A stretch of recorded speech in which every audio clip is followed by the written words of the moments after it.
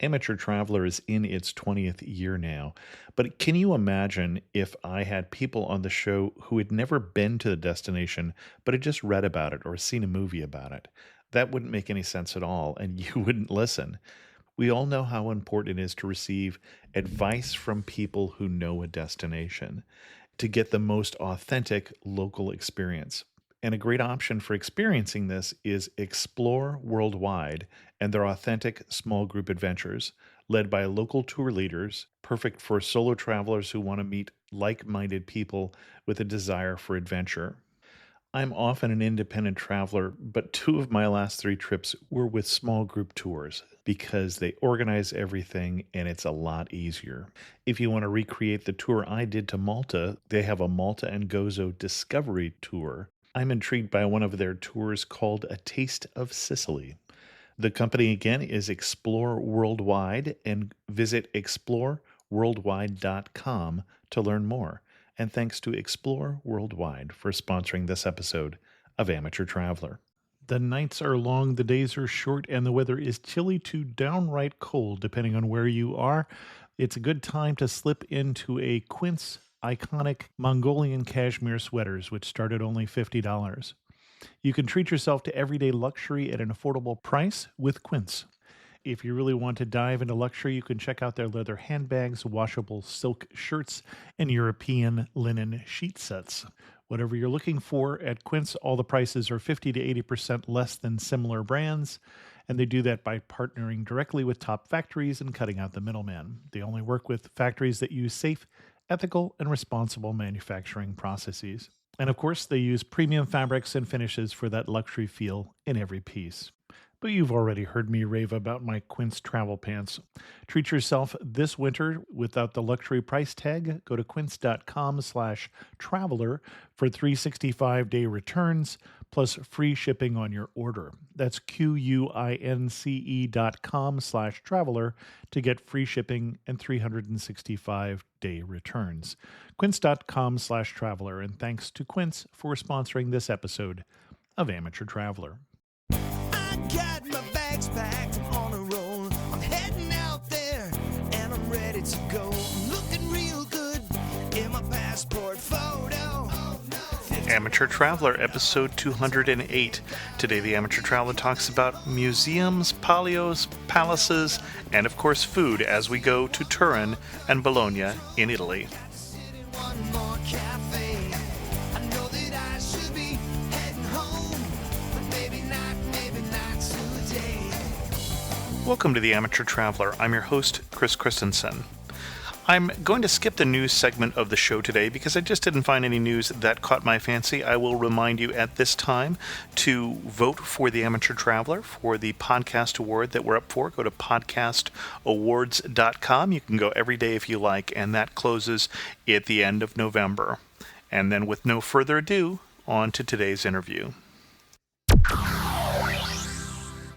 I'd like to welcome back to the show Ira Bernstein, who is coming to us from Dallas. Ira has been on the show before talking about Venice and the Veneto. And Ira, you've come back to talk about two more Italian cities. Welcome back to the show, first of all.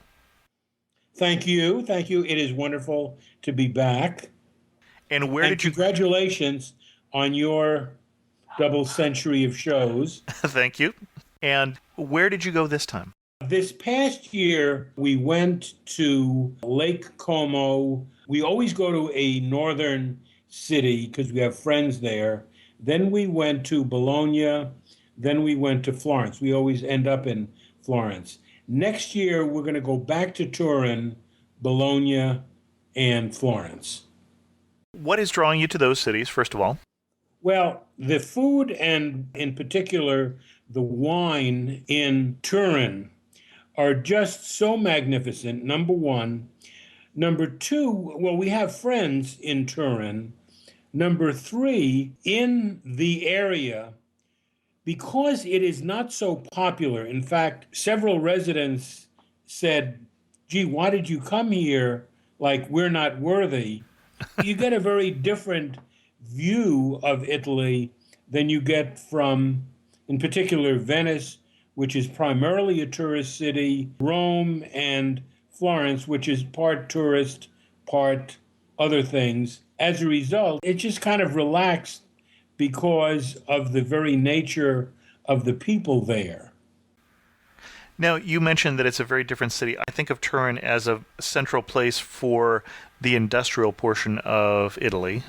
Yeah, and in one of the more horrific phrases, with due regards to the city that was near where I went to college, I went to the University of Michigan. Unfortunately, Turin is called the Detroit of Italy, and that's both wrong and terrible because it's really a gorgeous city. It doesn't look like a bombed out zone, which unfortunately Detroit does. It gets a cold shoulder from a lot of people until they have visited. Great museums, great food. You really couldn't ask for much more. And let's put it on the map first. We're in the Piedmont, as I recall. Yes. So the Piedmont foothills is, of the Alps. yeah, foothills of the Alps, northwestern part of Italy bordering on France with a strong French emphasis. The architect who designed a lot of the buildings patterned them after Versailles. You go still further north to the Vallée d'Aosta, and it's even more French. But you have this kind of French influence with regard to cooking. Sauces play a bigger role than they do in other parts of Italy, except Bologna. Bologna is another city, though it's not French influenced, where sauces are very important. And of course, those borders in the region haven't always been where they are now. So even if you go over into France, in the south of France there, you're really in the Italian part of France too. So it's kind of a more gradual change than That is we might correct. expect. Yeah, it's really a transition rather than a border. And the same is true with the eastern part of Italy and Austria and Slovenia and those countries. What we have to realize is that America was an intact country for roughly 100 years before Italy became one. Right. And it became one in large part due to an important figure named Camillo Cavour, who is from Turin and who is the diplomatic leader of the reorganization. Oh, okay. All right. I'm less familiar with him than I am with some of the more obvious military commanders and such involved in that. Yeah, well, one of the things you'll note, any city you're in has got a Piazza Cavour. Okay. He was quite a figure, sadly, died before the major parts of the reorganization, which was Rome rejoining Italy, took place. And important to note that his mother was from a French noble family. So if we go to Turin, what are we seeing? As a physical landmark, you see a fairly strange looking building called the Mole Antonelliana, which looks like a spike. It was originally designed as a synagogue, although it never served as one. Turin has a synagogue which we haven't seen yet, except in pictures, which is really beautiful. That's part of the strong presence there. But the Mole houses an elevator that you can get a tour of the city when it's open, which unfortunately it hasn't been the two times we were there.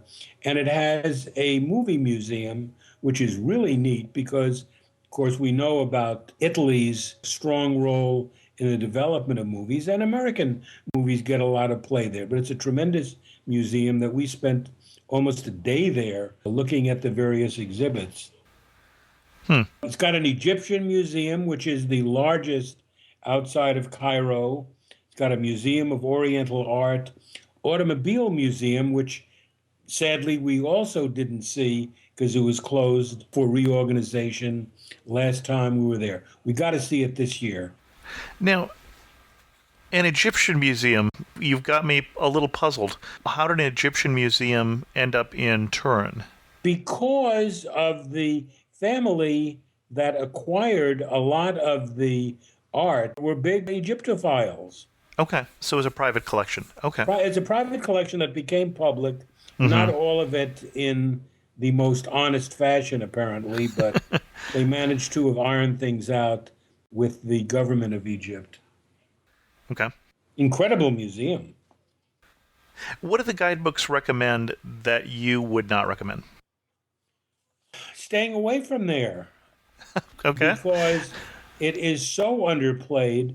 Mm-hmm. As I say, we had a good friend, we still have the good friend, who kept telling us, come there, come there, come there. And we said, well, Como sounds a lot more interesting. So we went to Como several times and then finally decided, gee, we might as well try it. And we fell in love with it. Interesting. And what was the moment you fell in love with it? What about it, or where were you when you realized that this was a underrated gem? At our hotel, we were near the Piazza Vittorio Veneto, which is actually, I think, physically the largest piazza in Italy. Walked over there and had a magnificent dinner of Piemontese cooking at a nearby restaurant. Went downtown the next day to see the sights there and went with a friend of ours who showed us around. That was very important. Mm-hmm. And you mentioned the Piedmontese cuisine having more sauces. What is a typical dinner dish or style? There are several types of pasta, not very surprisingly, Mm-hmm. with this wonderful Piemontese wine. There is a dish called brissato al Barolo, which is Okay. braised meat dish with Barolo wine, which is the great wine of the area. Okay. You stayed with friends, I gathered. Any place No, you would recommend to stay in the area? no, we stayed at a hotel. Okay. The hotel was near the Vittorio Veneto, but there are lots of really inexpensive hotels. I think we spent about $100 a night at the Alpi Resort, which very, very gracious people, very lovely hotel. As I say, because it's not a very popular area because of the image that it has, things were extremely inexpensive. And what season did you go in? You're a professor, so you went in the summertime? No, we went in May. I Okay. should note that I'm a medical school professor, which means my teaching schedule is a little bit different from those at an academic university, which is where I was for a great many years. So I can Okay. take off pretty much any time that I don't have classes, and that's actually most of the year, but only for a limited amount of time. The state does pay my salary, and it doesn't pay me to go traveling to Italy. Darn. Darn it, yeah. And in terms of traveling there, when would you recommend? Obviously, Turin has also been known, at least at some times, for its winter sports. Yeah, and it can get quite chilly, although we've not been there that time of year. It's extremely comfortable in May. The problem we've had has been in Florence, which has been brutally hot the last couple of years at Hmm. that time of year. Sure, what's further down and in a warmer area. Yeah, well, the Alps do a lot of shielding. Mm-hmm. Mm-hmm. Okay. Before we move on to Bologna, anything else that we should mention in terms of the case for going to Turin? What you can also do is take some wonderful day tours. And the one that I recommend first is to the town of Alba, which is a little bit southeast, primarily south of Turin. Next to Alba are two kind of suburbs, Barolo and Barbaresco, where the two great wines of Italy come from. It's also beautiful and very scenic, so it's a wonderful experience. Also, I should mention Lingato. Didn't want to forget about that. Lingato is in Turin, and it's a tram ride south of town. The Italian Job was filmed in part there, where cars, minis, which my wife happens to have, race around the test track that is on the roof. It's now the home of Le Meridien Hotel. Fiat's office is there, but its assembly plant is no longer in Turin. Okay. In addition to Alba, there's a somewhat less scenic town called Asti. You probably have heard of Asti Spumantolo. It's now Sure. officially Mm-hmm. called Asti. Asti and Alba were rival cities for centuries, and both have a horse race or a race which is associated primarily with Siena called the Palio. But Sure. actually, lots of towns have a Palio. We saw one at a little town just south of Florence. And do they have the same sort of rough and tumble style as the Palio in Bareback, yeah, Siena? bareback Okay, all right. riding. Um, it takes forever And getting. it doesn't matter if the jockey makes it as long as the horse makes it? That is correct. The one we saw was on an actual track, not around the Campo in Siena. Mm-hmm. We haven't seen the one in Alba or Asti. But what's funny to us is that the one in Alba is basically a spoof on the one in Asti because of their rivalry. It's actually run with donkeys. Now, if you think it's hard getting 6 horses lined up, try doing that with 6 donkeys. Funny.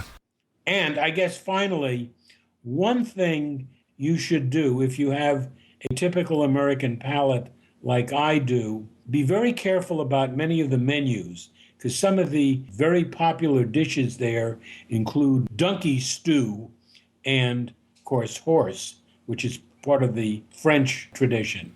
And there's a mule sausage, all of which I can live without. I excuse my prejudice. Yes, I've had horse steaks just north of there near Luzerne in Yeah. Switzerland, which also has that French influence. I can't say that I will trade that for a good Texas steak. Oh, indeed. You mentioned that Turin was a surprise in the sense that you weren't even sure you really wanted to go there. What was the second biggest surprise about going to Turin? I don't know that there was a second surprise because once we realize it's an Italian city with its own culture, that makes it by definition wonderful. All right. Okay. Shall we move on to Bologna then? On to Bologna, yes. Now, I was very interested when you were pitching me doing a show in Bologna because what I have heard from Italians is that of all the cities in Italy, Bologna is more known for its food than any other city. Yeah, I would say that is the case, although, well, Turin is more wine than food, but the food Sure. is quite good. Actually, I discovered some additional nicknames, but it's known as the Fat, La The Grossa fat. Okay. Fat, because the food is so good people overeat.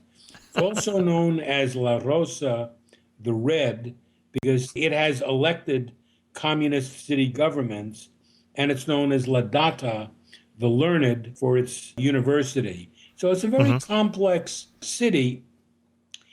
If you're interested in finding out about it, John Grisham's book, The Broker, is not a very good story, but his perceptions and description of Bologna is amazing. Well, and as I recall, that let him right off the trip. So, Yeah, it's a good way to get a tax deduction. Well, it's a tax deduction that probably generated several times the cost of the trip. right. Now, you mentioned the university. University there, as I recall, is one of the older universities in Italy. I see it commonly referred to as the oldest in Western civilization, period. Okay. It's a little bit hard because universities simply weren't full-blown entities. They kind of evolved over a period of time. Bologna's dates back to 1088. That's pretty old. That is pretty old. I've had some lectures like that, but not nearly that old. And what stands out for you for Bologna? Well, we've talked about the food. A very pleasant thing we can do is sit at Piazza Maggiore, which is kind of the hub major of the square. city. Mm-hmm. Just sit down and have an aperitivo, actually aperitivi, since there are 3 of us going, generally in the form of a martini and Rossi vermouth. When we say martini, we don't mean primarily gin and vermouth. We mean vermouth with a twist. It's pretty available all through Italy, but it's especially nice when you're in nice weather, can sit down, relax, and people watch. Not exactly high energy expenditure, but it's a wonderful experience. Okay. And after that, when we're refreshed and revived, what should we see? It's probably less known for its sites, has a number of important churches. Piazza Nettuno is right next to Piazza Maggiore. As I say, that's kind of the hub. Something on a less happy note, if you come in through the train station, you should take a look at the memorial. On August 20th, 1980, a terrorist bomb killed 85 people and wounded over 200. It was placed in the waiting room of the railroad station. Right now, one of the clocks outside the station is permanently left at 10:25, the time of the bombing.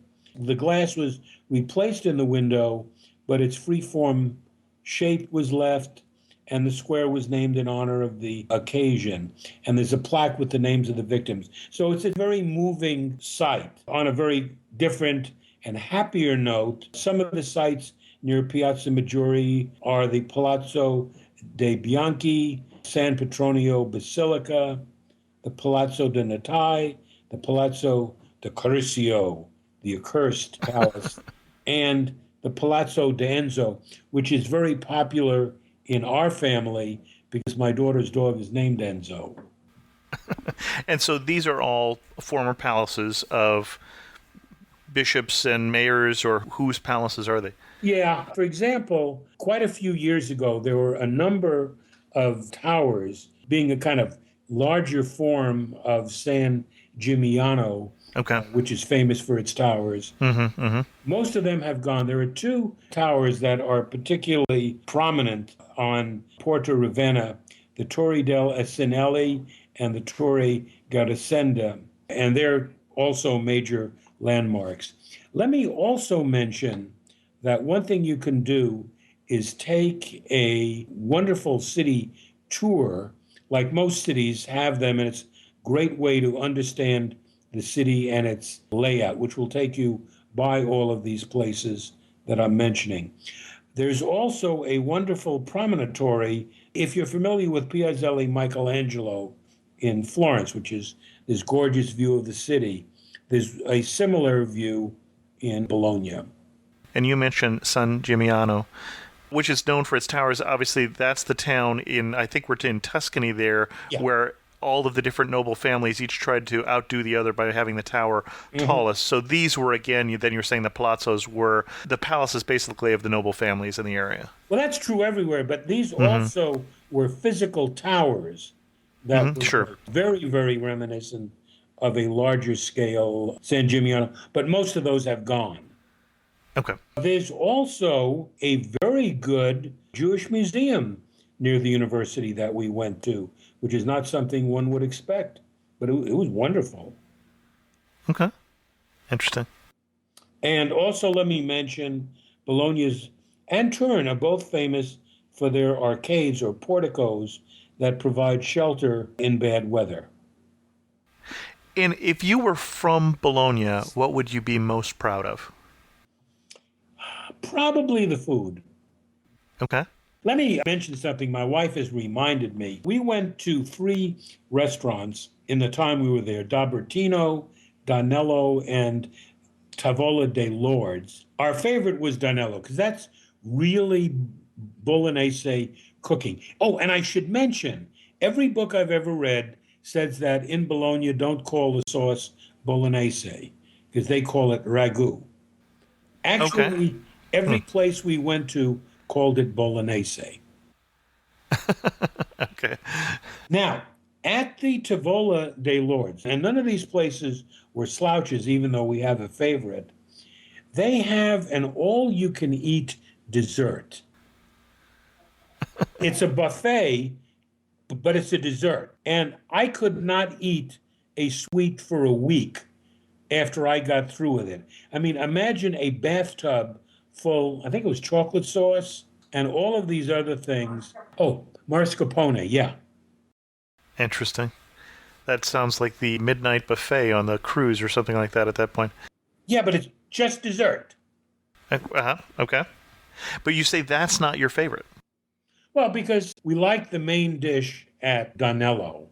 And the main dish being what? We talked about bolognese sauce, which, as I recall, is a meat sauce. Yeah, it's a meat sauce. And when I say a meat sauce, a red tomato sauce that has a lot of beef in it. Has a lot of beef in it, yeah. Yeah. Again, it's found all through Italy, but it's always acknowledged as being from Bologna. There's a dish that I love, fairly simple dish, because I don't particularly like cream sauces. It's called tortellini, which is a very distinctive Bolognese pasta in broth called tortellini in brodo. Yeah, in broth. Yeah, it's a stuffed pasta. You said tortellini, but I noticed in your notes you say tagliatelle. That's a different thing. Okay. Tagliatelle is from the word taglio, which means torn or cut. It's another shape that's very popular there. And the cream sauces on many of the foods. Okay. And I should add black truffles. White truffles come from northern Italy, particularly the Piemonte region, black truffles from around Bologna. Okay. And served as part of another dish or served separately as truffles or? No, you don't serve it separately. What you do is shave it and put it on things, including shaving it and putting it on eggs. A friend of ours got kind of lost in a reverie. They said, stop when you want us to stop. And he wound up having something like $100 plate of eggs.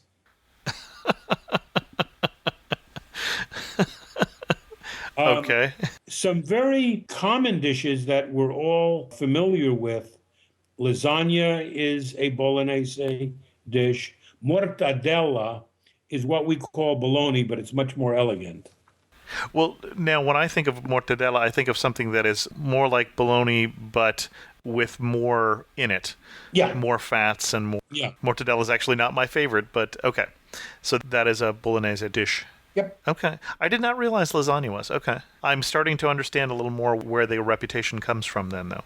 Oh, yeah. Oh, yeah. An interesting thing to me is that the wines from the region aren't particularly good. Probably the best known wine is Lambrusco, which wine drinkers tend to think of as kind of a soda pop. It's a kind of fizzy Swedish drink. And we knew some restaurants that wouldn't even serve it. They would serve wines from other districts, which is unheard of for Italy. Usually you go any place, their house wine is usually something they're proud of, and it's local. Right. Before you went there the first time, what do you wish you had known? Like most places, I wish I had a better feel for the layout of the city. Do you feel like you missed out on some of the best areas because you didn't realize where they were, or? I don't think it was a tremendous problem. We had been there before for several day trips out of Florence, so I was not completely ignorant of what the city was. In fact, let me tell you, we used to go there. It's the home of a leather man named Bruno Magli, who became famous a little over 10 years ago for making the shoes that O.J. Simpson was alleged to have been wearing when the horrible death of his wife and the waiter occurred. But Bruno Magli had, I think it's past tense, had a place you could go to buy discount shoes. And I got several pairs of his shoes very, very cheaply when I was there earlier. Best day you had in Bologna? I'm going to wimp out and say every day. Look, we never really had a bad day except when the weather in Florence got so unbearable. But the most memorable person you met? Probably the waiter we had at Tavolo de Lourdes. Okay. He was just a fun guy to interact with. As we go to wind this down, one warning you would give? The only kinds of warnings are for the people who still insist on packing toilet paper because they think they're going to visit a third world country. The fact is that both Turin and Bologna probably have living standards that are higher than most of the United States. And we tend to underestimate the degree of opulence not in the sense of a few rich families, but the general standard of living that the people have there. Right, especially in northern Italy. Yeah. And then finish this sentence for me. We'll do it twice. You really know you're in Turin when what? You're drinking Piemontese wine. Okay, I figured that was going to be Yes. that answer. That and I might be able to predict this one too. You really know you're in Bologna when you're eating a bolognese dinner after you've had an aperitivo. If you had to summarize either city, both cities, in 3 words, what 3 words will you use? Gastronomic, unexpectedly beautiful, if I can elide the 2. And let me elide another 2, reasonably priced. Oh, interesting. Or less touristy, my wife is hinting, which is probably related to the 2. Which is part and parcel of the same point. And you say more reasonably priced, hotel, food, everything, just general? Yeah. Interesting. I mean, again, in Turin, for example, you can take a tour down via Roma, which is the road that goes to Rome. Yeah, and that can clean things up fairly quickly. And Bologna has a similar city. I believe its name is Ricasoli. We didn't go there. You can spend a fair amount there and enjoy it as we do, like Italian designers, or French ones like Louis Vuitton. Well, Ira, thanks so much for coming on the show and sharing some more of your, I would have to say, continual love affair with the country of Italy. Indeed. And let me thank you for your effort. And I underestimated your shows by a half, although I think I only counted the actual podcast, so I wasn't too far off. You were not at all far off, yes. Keep on what you're doing. It's the best thing I have when I'm driving to work. Well, thank you very much. I have one internet resource for you today, and that one is from Craig and Linda at the Indie Travel Podcast, and it is toandfromtheairport.com. It's a site that tells you how to get to and from the airport. It is by far one of the ugliest websites I've ever seen, but it is filled with a lot of useful information. I learned things even from my local airport that I didn't know, so if you're interested in getting to or from the airport, check out toandfromtheairport.com. Lane left a comment on the episode on Molokai. We had mentioned on the show that Jeremy Irons starred in a movie called Molokai, the Father Damien story, which is untrue. Apparently, David Wenham starred in that movie, and so I'll put a link in the show notes for any of you who may have been confused. And Lane, thank you for pointing out the error. Similarly, in the comments on the recent show on Lao, Sam and Michael have been having an interesting tete-a-tete about buses and good and bad bus trips in Lao. I think both would agree that there can be really wonderful bus trips in Lao, but Sam points out that not everyone was, and certainly not some of the ones that he went on. So check out those comments on the show on Lao. And then Lautama commented on the show on Iceland. Good show. It reawakened my desire to see more of Iceland than my brief trip a while ago. I would say the public pools are one of the most memorable experiences, but I think Dave's visit must have been different from mine. At all the public pools in Reykjavik, we had to take a shower in the locker room before getting into the water to keep the pools clean. Fair enough, but you had to do it naked with an attendant watching. It was quite the scenario for my first trip outside of North America and has become an oft-quoted travel story. With that, it's time to wrap this show up, to encourage you to go to the comments as Michael and Sam and Lautama and Lane did and take part in the conversation there. If you have a question or a comment, you can also feel free to email me at host@amateurtraveler.com. Don't forget to vote for the Amateur Traveler at podcastawards.com. And again, if you're going to be in New York City on December 22nd, there, I think, will be an Amateur Traveler meetup. And so check out facebook.com/amateurtraveler for more information. And as always, thanks so much for listening. I got to see one more cathedral. I got to sit in